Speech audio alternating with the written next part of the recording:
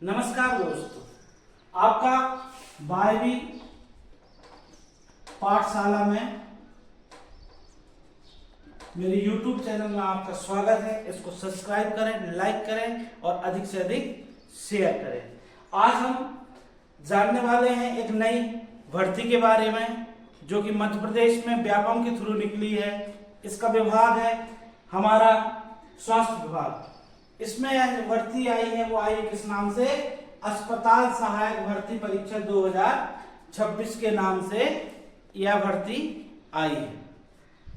इसमें जो ऑनलाइन आवेदन है, ऑनलाइन आवेदन भरने की प्रारंभिक तिथि क्या है? 7/5/2026। ऑनलाइन आवेदन भरने की अंतिम तिथि है 21/5/2026। साथ में संभावित परीक्षा दिनांक क्या है? 24/6/2026। 24/6/2026 है संभावित दिनांक परीक्षा का दिया गया। यह परीक्षा में आप सम्मिलित हों और न्यूनतम योग्यता इसकी अर्जित करें और या अधिकतम योग्यता भी अर्जित करें। आप जितने अधिक से अधिक मार्क्स ला सकें और यह परीक्षा आप प्रारंभिक तौर पे इसकी तैयारी करें और इस परीक्षा में आप सफल हों। अन्य जानकारी हम देखते हैं, जैसे इस परीक्षा में कुल प्रश्नों की संख्या कितनी होगी? 100 होगी और 100 क्वेश्चन होंगे, मतलब प्रत्येक क्वेश्चन कितने अंक का होगा? 1 अंक का होगा। कितने अंक का होगा? 1 अंक का होगा। तो कुल अंक कितने होंगे? 100 होंगे। कुल अंक कितने होंगे? 100 होंगे। 100 अंक का पेपर है। प्रत्येक अंक क्वेश्चन में 1 अंक दिया गया है, लेकिन थोड़ा यहां देखेंगे आप, यहां देखना क्या लिखा हूं कि गलत उत्तर देने पर 0.25 घटाए जाएंगे, मतलब माइनस मार्किंग है। तो इससे कोई डरने की चीज नहीं है कि जब गलत उत्तर होंगे ही नहीं तो घटाएगा क्या। जब तैयारी हम ऐसी करेंगे, आप मेरे साथ तैयारी कीजिए, ऐसी तैयारी करवाऊंगा कि आपको 0.25 की टेंशन खत्म हो जाएगी। एक बार हमारे YouTube चैनल को सब्सक्राइब करें और इसके साथ तैयारी करें और तैयारी करके देखें, निश्चित ही आपको सफलता मिलेगी। इसमें जो न्यूनतम आयु है विज्ञापन के अनुसार 18 वर्ष दी गई है, अधिकतम आयु दी गई है 40 और 45 वर्ष। जो खुली प्रतियोगिता में सीधी भर्ती में भरे जाने वाले पद हैं, ओपन वाले जो पद हैं, उनमें लिए उसके लिए न्यूनतम आयु क्या है? 18 से 40 वर्ष है। और जो मध्य प्रदेश के मूल निवासी हैं, जैसे SC, ST, ST, SC और OBC, यहां पर आयु कितनी है? 18 वर्ष से 45 वर्ष तक। साथ में आपकी शैक्षणिक योग्यता क्या होनी चाहिए? शैक्षणिक योग्यता आपकी सिर्फ 10वीं पास होनी चाहिए। यदि आप 10वीं पास हैं तो यह वैकेंसी आप भर सकते हैं और यह वैकेंसी आपके लिए है। तैयारी मैंने सिलेबस देखा हूं, इसमें कुल आपको 5 सब्जेक्ट पूछे जाने वाले हैं। 5 सब्जेक्ट पूछे जाने वाले हैं। इन सब्जेक्टों को लेकर ही आपको तैयारी करना है। आप यदि हमारे चैनल में आते हैं, हमारे साथ पढ़ते हैं, तो हम पांचों के पांचों विषय को पढ़ाने की कोशिश करेंगे।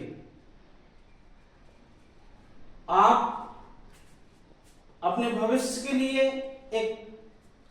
इस परीक्षा की तैयारी जरूर कीजिए। मैं सिलेबस के बारे में थोड़ा आपसे बताना चाहता हूं।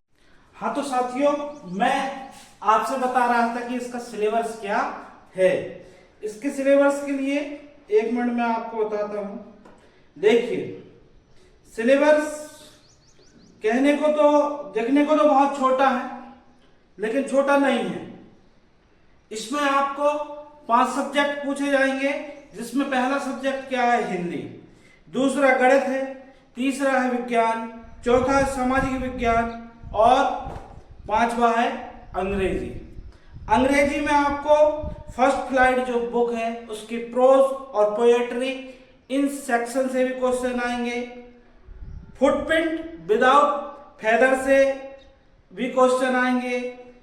और ग्रामर में आपको मेन चीजें पूछी गई हैं वो है टेंस, मॉडर्न, डिटर्मिनर। राइटिंग में दो चीज पूछा गया है, लेटर और ऐसे क्या होते हैं, लेटर और ऐसे।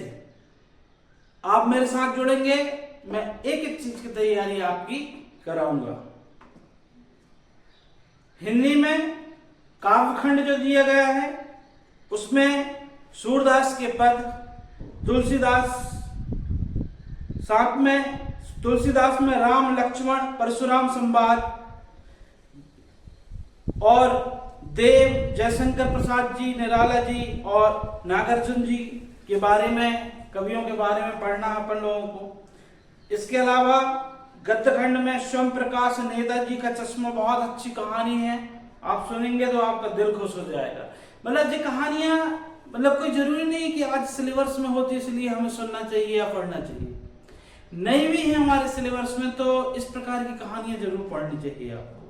रामवृक्ष बेनीपुरी बाल गोविंद भगत, बहुत अच्छी कहानी है ये भी। यशपाल की लखनवी अंदाज और मन्नू भंडारी की एक कहानी एक भी।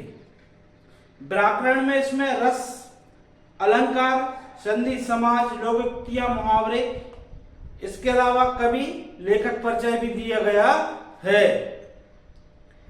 रचना लेखन में पत्र लेखन है, निबंध है, आपठित गद्यांश है।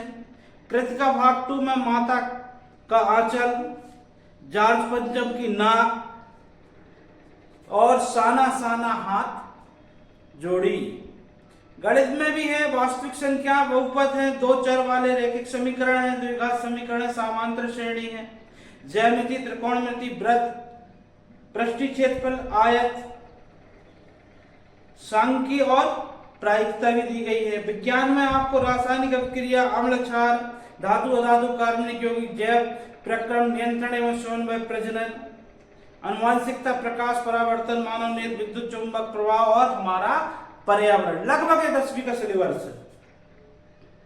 सामाजिक विज्ञान में यूरोप, इतिहास में यूरोप में राष्ट्रवाद, भारत में राष्ट्रवाद, भूगोल में संसाधन, वन्य प्राणी, जल संसाधन, कृषि, खनिज, विभिन्न उद्योग। इसके अलावा राजनीति में सत्ता की साझेदारी, संघवाद, जाति, धर्म और लोकतंत्र। अर्थशास्त्र में विकास, भारतीय अर्थव्यवस्था, मुद्रा और साख और वैश्वीकरण के बारे में बताया गया है। अब इस सिलेबस के अनुसार हमें यह लगता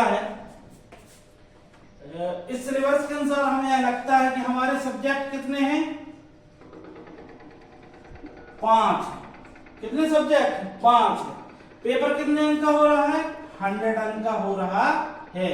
मतलब प्रत्येक सब्जेक्ट में कितने अंक होंगे, 20 अंक होंगे। कितने होंगे, 20। यह कह सकते हैं, कोई जरूरी नहीं होता कि 20 ही अंक हो सकता है आपको एक सेक्शन ज्यादा पूछ ले, एक सेक्शन कम पूछ ले, लेकिन हम मान के चलते कि 20 अंक का आएगा एक सेक्शन।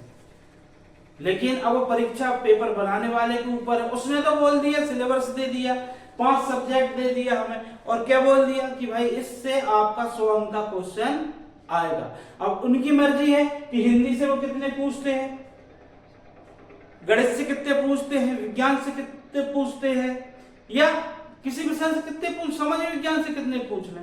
तो फिर भी हम एक मोटा मोटा हिसाब माने कि भाई कम से कम अपन मान के चलेंगे कि भाई मान लो 20 अंक है कुछ, तो 20 5 चल 100 हो जाएंगे सीधे, ठीक है। लेकिन हमें इसमें ये नहीं समझना है कि कहां से पेपर आए। पेपर बनाने वाले की मर्जी है, वो चाहे कोई भी सब्जेक्ट पूरा पूछ ले, क्योंकि अंक उसने बांटा नहीं कि 20 यहां से पूछूंगा, 20 यहां से पूछूंगा, तो उसकी मर्जी के ऊपर है, उन लोगों की मर्जी के ऊपर है। लेकिन तैयारी हमको 5 सब्जेक्ट की करनी पड़ेगी।